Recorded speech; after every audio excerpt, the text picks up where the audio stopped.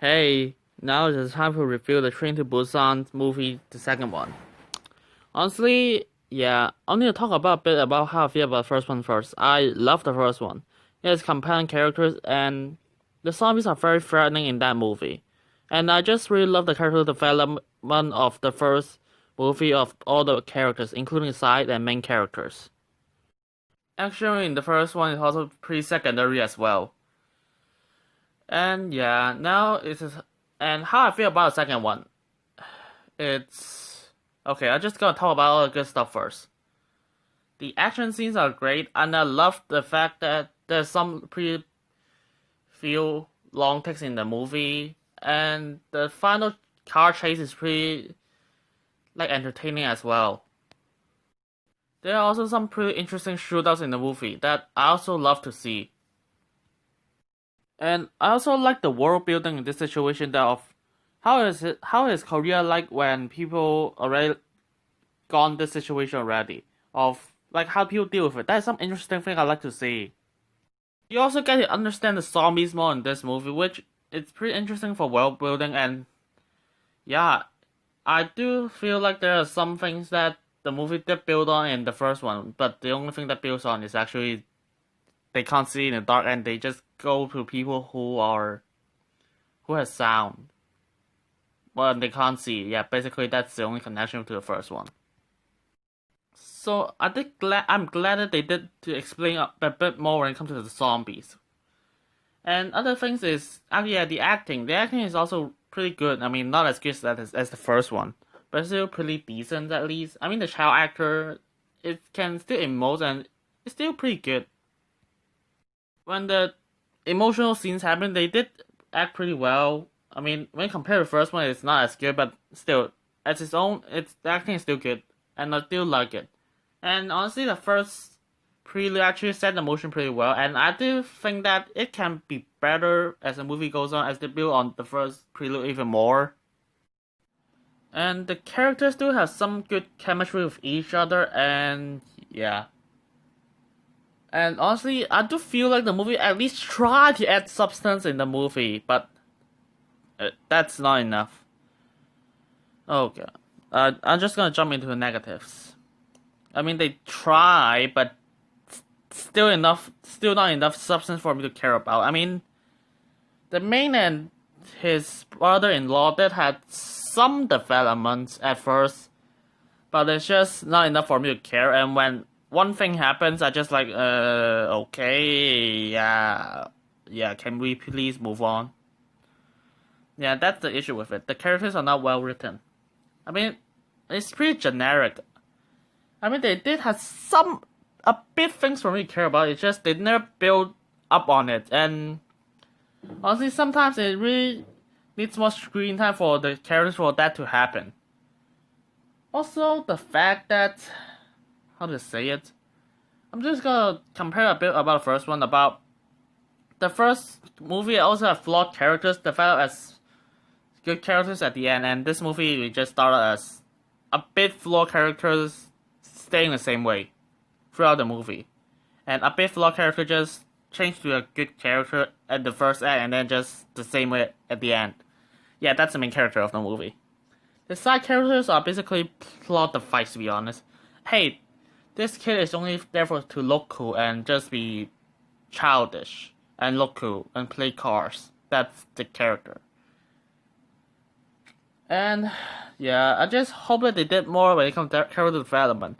It's like actually there's an interesting opportunity I can see they can take for the main character to be interesting. I mean, it kind of somewhat copied the first one, but still has to be somewhat interesting. But just they kind of missed that opportunity. I'm not gonna spoil how they did it. Actually, it doesn't mind. It's being spoiled in the trailer already. It's like, oh, I refuse to go there. It's just like, the moment he refuses, I just like, yeah. You just say that you are just a good character, who's a nice character, who has no flaws. If you at least say that, I want to go there because my life sucks and I want some money, and do whatever it takes to survive. I mean, that's pretty interesting, but it's just they never did that. And my God, I just need to talk about the motivation. I live in Hong Kong. When I heard this motivation and it's something to do with Hong Kong, I call bullshit. $2.5 million per person. It's not enough for people to be in Hong Kong to be rich. I mean, for people who does not live in Hong Kong, you may not know it, but as a person who do it, just like, no, it doesn't make any sense. Also the motivation of, I want a lot of money so that I can be respected in society. No. A lot of people have a lot of money in Hong Kong, but they never get the respect they deserve. They have, because money does not buy you respect in the world. That's just the truth. So yeah, the motivation is already nonsensical. So for me to care about. So just like when that happened, it's just like, no, what the hell? And then there's the film problem. Remember, the first movie is about compelling villains with the villain actually do evil things because he wants to survive, and beneath under all those toughness is actually a weak, pathetic, fragile person who is afraid of himself being killed. Well, fuck that. This movie is just because I'm evil, because I'm crazy. What a compelling motivation, right? Fuck. And honestly, what? The zombie tournament thing. Okay, this is not a spoiler because it's appearing in the trailer already. No one thought of that, how much it doesn't make any sense. No one thought of. Because just like, oh, I just make a zombie tournament in the middle of nowhere. Just assume that I can grab those characters, grab whatever people on the street and to put it inside to create more zombies. Wow. I mean, do you have any more interesting things to do with them? Like, for example, force them in the first line, that's so to find some food so that you won't sacrifice your own soldiers. Also, what will happen if you find a girl? Will you just take off her clothes and just paint some spray on her body and throw them in the tournament? Just saying. And yeah, I mean, I understand they're crazy, but just because you're crazy doesn't mean you have to think of something that stupid to be entertaining. You can just catch a few zombies, just play them as shootouts.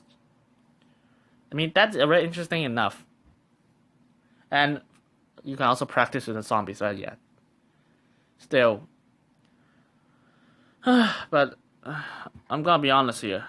There's also one issue that I just don't like. It's just the zombies. The first movie, the zombies are actually threatening because you actually feel like zombies actually do something and force the character to just force out what they are in the inside. And yeah, there's a villain in the first one, but at least even that, you feel that the zombies are actually a threat. You're actually holding your seat in the first movie, but in the second one, I was just like, yeah, zombies are just useless goons for people to shoot at and just use as plot device to just force people to run. That's it. I never feel like they actually have stakes, and when characters just like machine guns them casually and just beat them hand to hand. I mean, the first one did have characters beat them in close range, but they actually show that they struggle a lot in the first one. And this one just like, oh, bang, bang, bang, bang, bang, that's it. I mean, yeah, it's just the weak characters that I do give credit for some world to expanding the world building. Action scenes are actually more entertaining than the first one, but just the characters are not written well. I mean, at least not compelling. The villains are just generic and stupid, and they kind of downgrade the zombies. And this is a zombie movie. Of course, I need to feel scared when I see the zombie, and this time it's just like, oh yeah, characters just kill them casually. That is not something that I want to see, that I like in a zombie movie. I mean, I'll give them credit for it towards the end. I'll say it becomes a bit better, and emotional moments that had a bit of weight, and tension did raises with an interesting twist, but it's just like, that's not enough. And yeah, I mean, I don't want to sound negative, but I don't hate this movie. It's just, compared to the first one, it's just pretty generic and just disappointing. And I do not feel like there's a Train to Busan sequel, and it's not even necessary. That's sad because I really love the first one.